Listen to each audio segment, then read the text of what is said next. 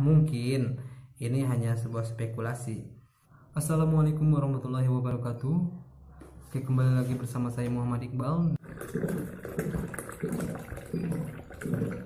Kali ini saya akan membahas tentang muatan listrik.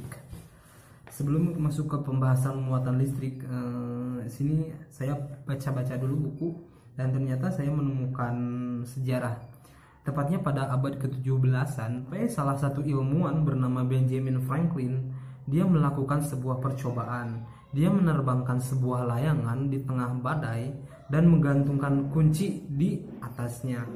Nah, dari percobaan ini Benjamin Franklin menarik kesimpulan bahwasanya arus listrik mengalir dari potensial tinggi menuju potensial rendah, atau yang sering disimbolkan dari positif menuju negatif. Nah, teori ini dinamakan dengan teori konvensional. Teori ini bertahan dari abad ke-17-an. Teori ini bertahan sampai tahun 1900-an. Barulah pada tahun 1915 muncullah yang namanya teori electron flow. Nah, apa yang dimaksud dengan teori electron flow? Sebelum masuk ke teori electron flow, kita harus mengetahui apa itu muatan listrik. Pada dasarnya, muatan listrik adalah muatan dasar yang dimiliki suatu benda. Karena arus listrik itu terjadi akibat adanya perpindahan dari unsur atom, yaitu elektron, menuju unsur atom lainnya, yaitu proton. Jadi bisa disimpulkan dari teori electron flow ini bahwasanya arus listrik terjadi akibat adanya perpindahan dari elektron yang bermuatan negatif menuju proton yang bermuatan positif, negatif ke positif. Sedangkan tadi teori konvensional mengatakan seperti ini, arus listrik mengalir dari potensial tinggi menuju potensial rendah, yaitu dari positif ke negatif. Electron flow negatif ke positif.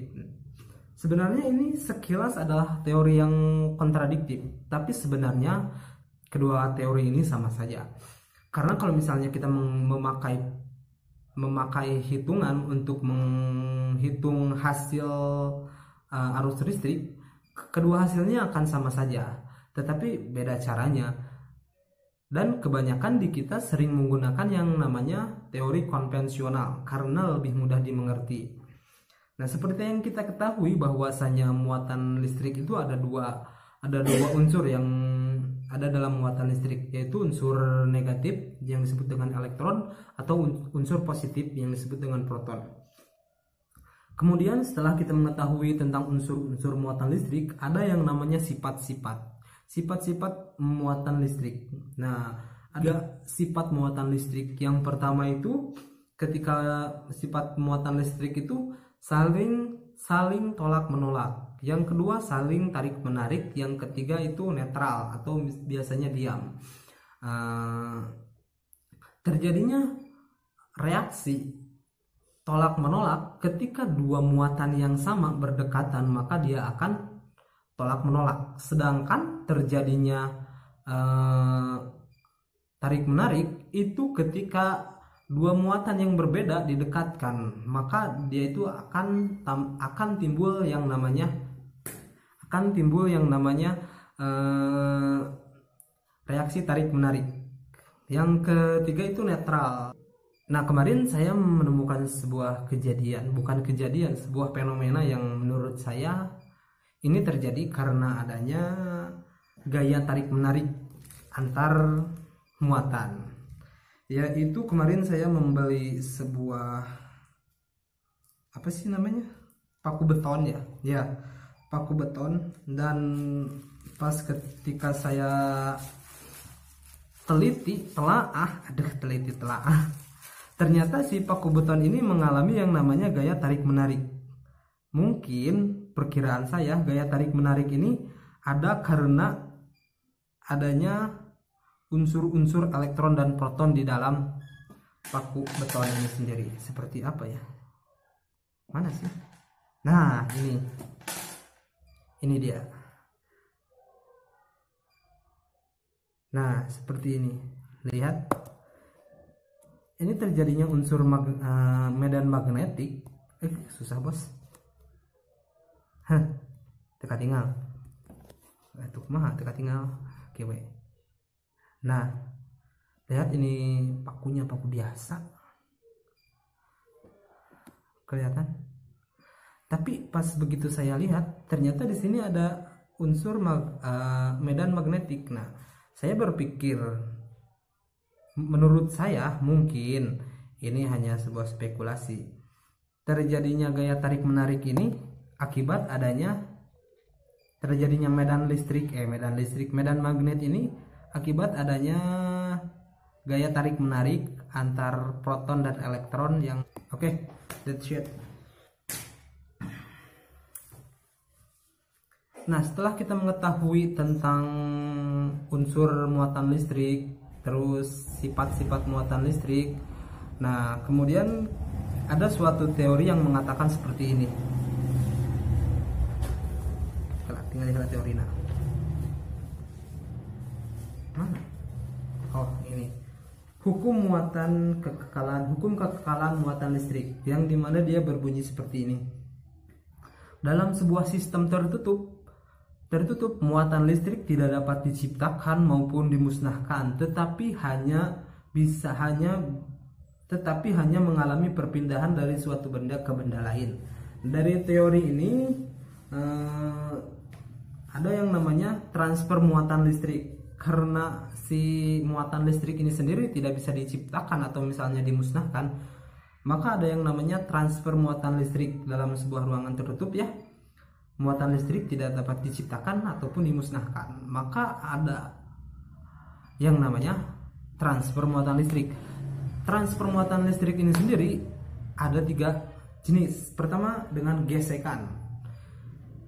Mungkin kalian berharap saya akan membahas menggesekkan jidar ke rambut saya dan lalu mendekatkannya ke sebuah serpihan kertas, tapi tidak seperti itu. Saya mempunyai kejadian yang menurut saya cukup relatable atau misalnya masuk ke dalam bahasan ini, dimana ketika dulu saya pergi ke sebuah pusat perbelanjaan di Bandung, dan kalian ketahui pas begitu keluar dari eskalator ada yang namanya pembatas lantai per lantai. Nah, si pembatas ini kan terbuatnya dari besi. Suatu ketika saya sedang jalan dan saya nggak ngeh, pas begitu saya mau menyentuh si pembatas itu sendiri, saya terkejut. Ada yang namanya listrik statis, seolah-olah tangan saya kena strum. Nah, dari sini saya mengamati mungkin terjadinya listrik statis ini karena adanya pertama gesekan dari sepatu saya ke lantai, yang dimana ketika saya berjalan, karena saya berjalan di lantai, sepatu saya mengalami gesekan dengan lantai. Nah, seperti itu. Jadi bisa saja si elektron yang ada di lantai itu seperti pindah ke sepatu saya. Karena di sini ada teori gesekan, di mana pas begitu saya berjalan, si elektron yang ada di lantai pindah ke sepatu saya. Terus semakin jauh saya berjalan,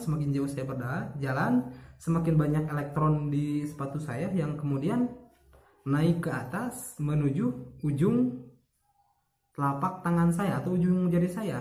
Jadi pas begitu saya menyentuh pembatas lantai yang terbuat dari besi itu, nah di sini terjadinya perpindahan lagi antara, karena tangan saya sudah penuh dengan muatan elektron yang negatif, sedangkan besi itu sendiri kemungkinan karena dia itu diam, kemungkinan dia itu sifatnya netral atau si elektron dan protonnya itu seimbang. Jadi pas begitu saya menyentuh, si elektron yang ada di sini loncat ke pembatas itu, dan di sana terjadi yang namanya listrik statis.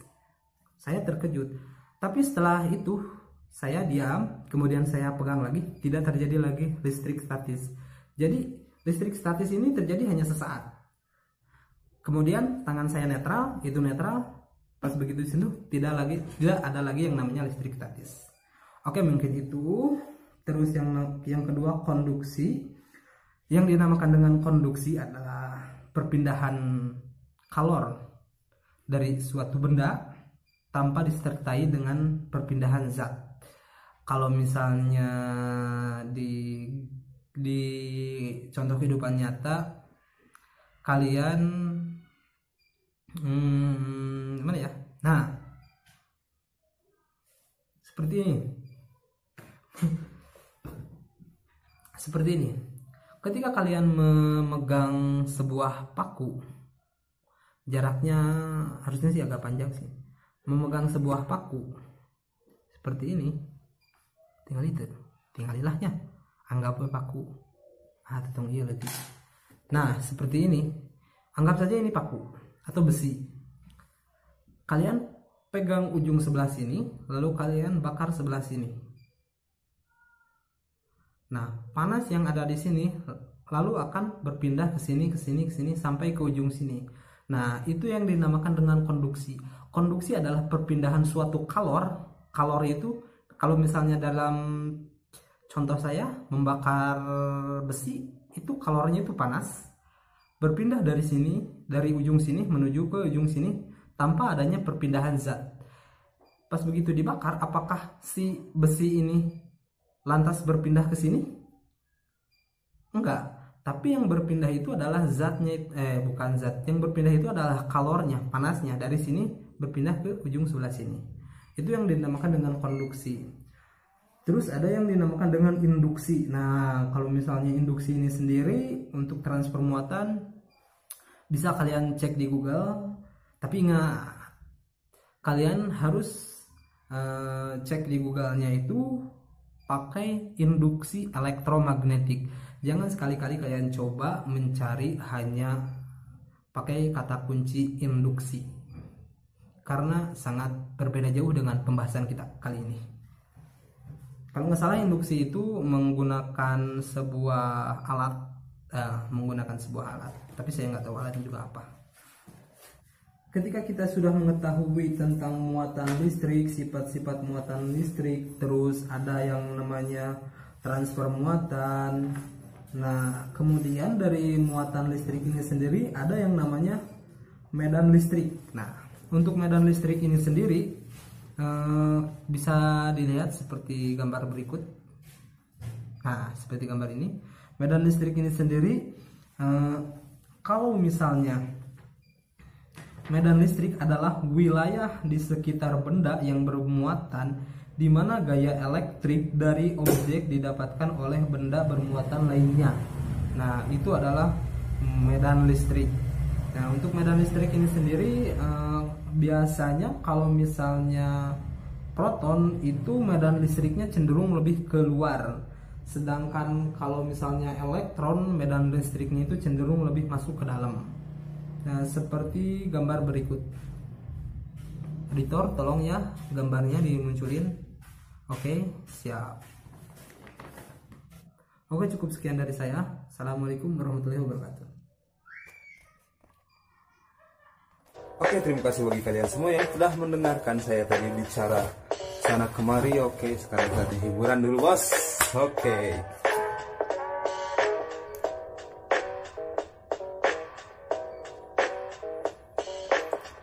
Let's get it. Yo, diam tutup mulut di sebuah ruangan yang sanggup hilangkan nyawa para penuntut dengan energi kekal abadi. Ingkari janji di bawah kitab suci. Demokrasi hanyalah konduksi. Mereka duduk di kursi, aku negatif, mereka positif. Mereka positif gila, gila akan harta atau uang lembar. Mahar dengan nyawa, ya seperti Munir. Buat aku patuh, beri aku darah bersinar. Dia banyak gaya macam Ultraman gaya.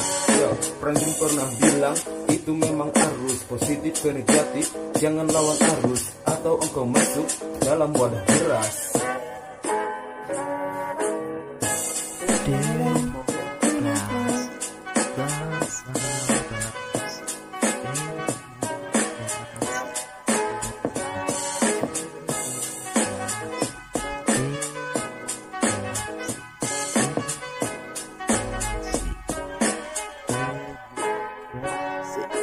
Kini kami hadir sebagai resistor bagi para diktator kolor kotor. Terlalu banyak intimidasi kekuasaan abadi beranak pinak hingga kini. Jangan kalian tanya ia pada langnya atau kalian hilang selamanya. This is MIMC for Punjab. See you now. Ya, itulah dia tadi.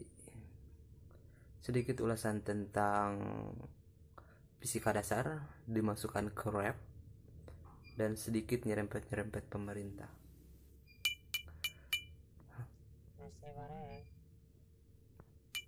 Mual. Goreng we sorangan. Kala. Iya teh kan tengah sawah. Emaknya ya tukang nasi goreng we kieu.